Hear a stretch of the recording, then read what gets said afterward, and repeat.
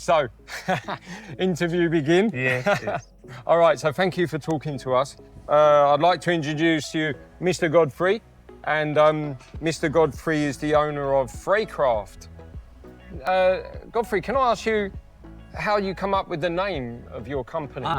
The name is actually my name, Godfrey Freycraft. I cannot say it's Godcraft. Yeah, Godcraft wouldn't be so good, but that's actually really interesting, wonderful name. So, really, what I'm so interested in is your story. You're a boat manufacturer, and here based in Sabah. And where did you start? Tell us from the beginning of your story.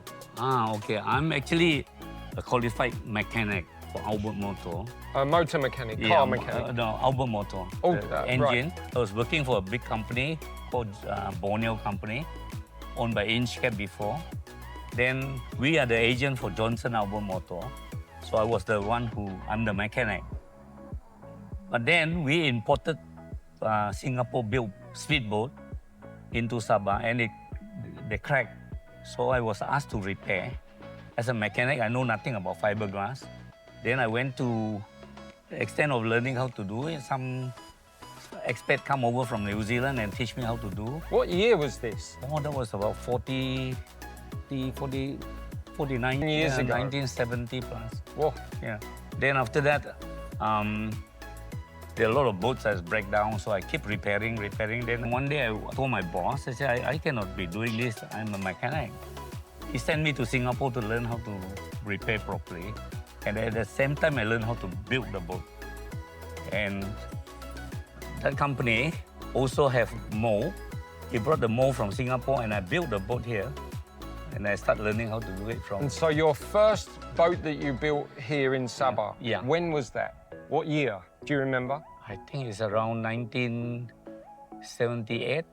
And you built the boat for yourself or for a customer? No, for Borneo company. Okay. I built the boat, sell it to them. They sell it with their Johnson outboard engine. Oh. Yeah, because we don't have anybody to build. So I learned how to build my boat from then on.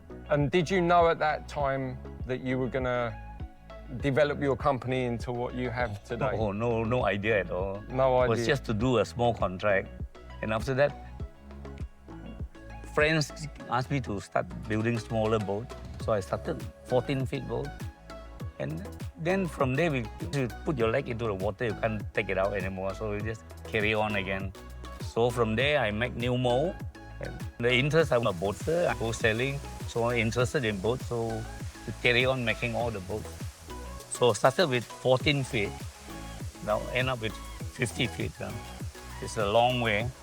And I started without capital, but Charter Bank was very good to me. They financed me. Then I managed to get an overdraft, and then we kept going.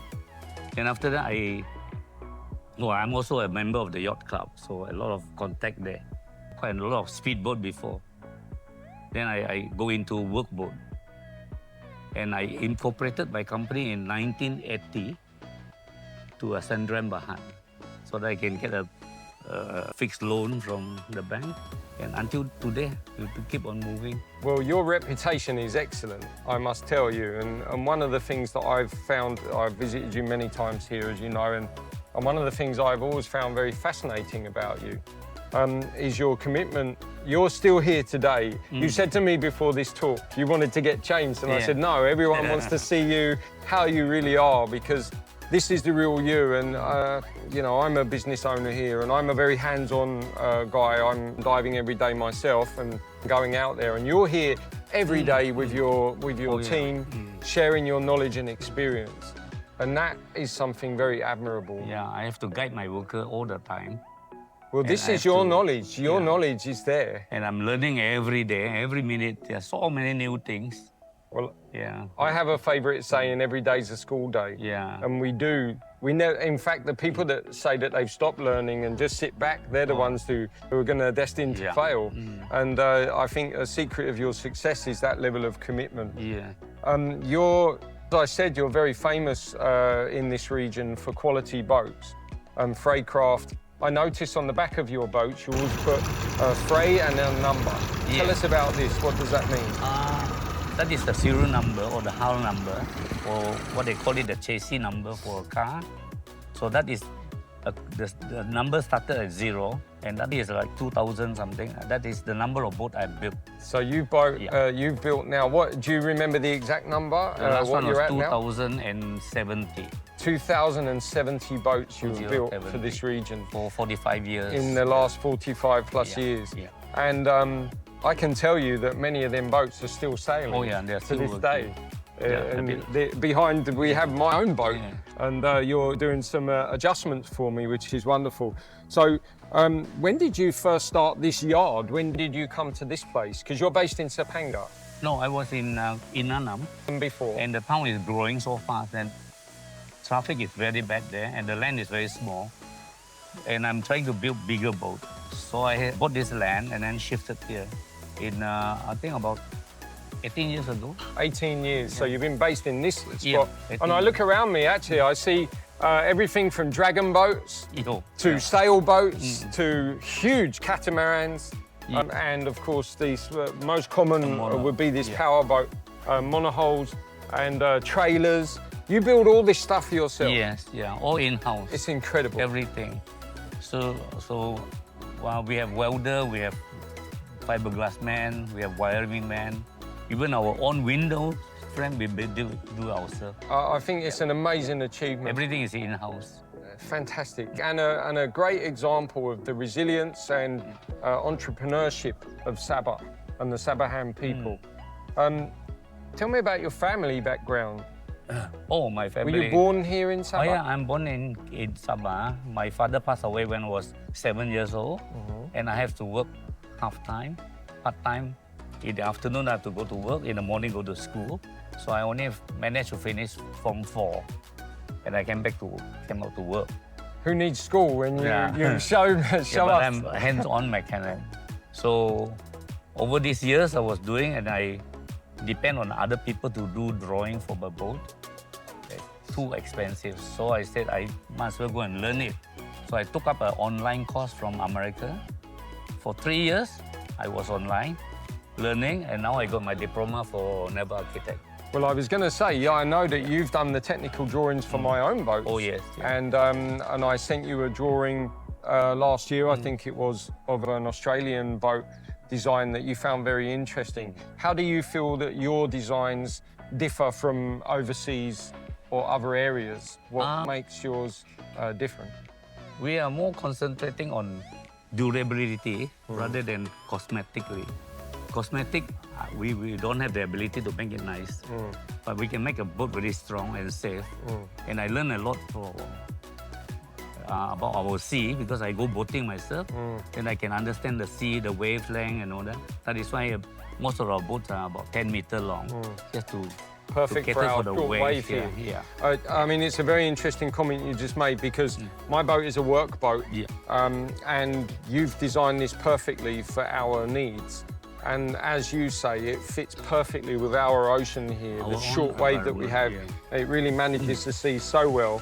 I can really tell that you've put all your experience into making boats that are functional. As you say, they're not fancy boats. Although I must say, I think you do a pretty good job. They look quite nice. We're trying to make it a bit... They're not that bad, you know, so don't put them down. Trying to make it a little bit more better looking, but it's very expensive to do that. So I have a question for you. Do you have one boat in particular that is a really memorable build that you built? Oh, yeah. The catamaran. This catamaran is my own design. And nobody do catamaran in Malaysia. I was the first one to do it. Okay. And I managed to sell quite a lot. And the catamaran in question that you're talking about, tell us more about that design. How big is it? Okay, I started with 27 feet. Then I went up to 32, 33, now 37, 47, and 55 feet. Whoa. Yeah. Because of my facility, I cannot make any bigger. So I can only do It's up pretty to big for 37, a cat. Yeah. You know, when you're getting up to the 50-foot plus, that's a pretty big boat. Which size of the cats that you've made do you feel is the most suitable for this area? The 33, and again it's 10 meters. It's the wavelength, the swell, and then when you Yeah. go up, and it won't dive into a swell. Yeah. Anything longer, it tends to dive. Yeah. We have a short Yeah. wave, right? Short wavelength. And you have that one of the catamarans you're building for Yeah, the that is UMS? a 37 feet, Right. but the most popular is 37 and 33. But today, 37 is more popular than the 33 because they want wider boat. Yeah. The difference between my catamaran and other boats from Australia is that our boat is a lot wider, more stable. The Australian, they cannot make it wider because they have to tow it on the road. And you cannot tow anything more than 8 feet. Yeah. Right. So Okay. that makes a difference. Yeah. Yeah. Classic. So stability is very good. So in terms of your most memorable build, any particular boat? So, okay, we've covered your very memorable and a great achievement to design the catamaran and, of course, construct them. Must be very satisfying for you to see them launched. Any particular boat that you built that is your most memorable experience? Really, all of them are just as All of them, memorable. yeah. But the first catamaran I built for the police, Oh. that was the most memorable because it was used by VIP, even though it's not a very pretty boat, but it's very stable and very durable. It was used by, I've sold about 3 of these big catamaran to police, used in East Coast, and they're still running. For on the East the Coast, East yeah. Coast, yeah. I remember you telling me that when you were doing a stability test, because they shoot the gun from the boat, and you went out on that test. Tell us about that test. Do you Which one remember? You told me about you were doing the stability test for the catamaran, and in quite a rough sea, I think it was a force 4 or something like that, if I recall. And you went out and they were shooting the gun from the boat. We tested the boat from PLKK to Bangalore. Big swell. We put a drum in the sea, and they start testing the boat with the what do you call it? The PG or something like that, the submachine gun. Big gun, yeah. And they were able to shoot the drum, Amazing. even with the big swell. Because your boat is so stable. What length was that boat? Fiberglass. Length? The length was 32 feet. 32, Yeah. that one. Right. That was okay. very stable, and they're still using it. Perfect. They're yeah. still using it. Amazing. I was here recently and I think you were building some boats for the local authorities, Sabah Park. You're also building boats for UMS. And of course, you've been building boats for me and many customers like me. So you've got a broad range of customer base. Yeah. But this comes with the goodwill of your business is exceptional. And every time I come and see you, I always enjoy talking with you. You always fill me full of knowledge. You know, you're always feeding me information. And it's just a wealth of knowledge coming from you. And this industry needs people like you, and it needs you to continue in it. Oh, I'll continue to work. Even if I'm physically not able to do, I will still continue. Your brain will go on Yeah. for a long time. Well, I you look still fit and healthy design. to me. I still teach I'm trying to teach people, and I'm now doing I'm still learning. Like now I'm doing a vacuum infusion system. Like this boat is done by vacuum, and it's not many people do. Not Yeah, the whole of well, Malaysia, it's very only a skilled. few. Skilled. Yeah, and we have to craftsmen. learn first. A lot of error. We make a lot of mistake, and then now we perfect it already. Yeah. Well, you know, success is built on failure, so we must make mistakes and the most important thing, recognise those issues so that we can then rectify and improve. And that's something that I've seen you do many times and continuously. Yeah, so we are now doing the composite system. Fantastic. So for a customer to buy a boat from you, they can just come and see you, right? Yeah, they come and see me, then just tell me what they want. Then I'll recommend what I think is most suitable for them. And then if they agree, then I'll do a drawing. Then we'll build the boat based on the drawing. And then they're welcome to come and view your yacht. Yes. You've always made me feel very welcome here. Anytime. And that's very reassuring because you get to come and really see what's really going on. So that's a really nice thing. And I have to say that your boats are excellent value. And you give me my quotation, I was pleasantly surprised. And I didn't even quibble with you over the price or anything. I feel that every single ringgit spent was well deserved and well earned. And that's a very fair business practice. I like that about you a lot, Godfrey. You're a very honest man.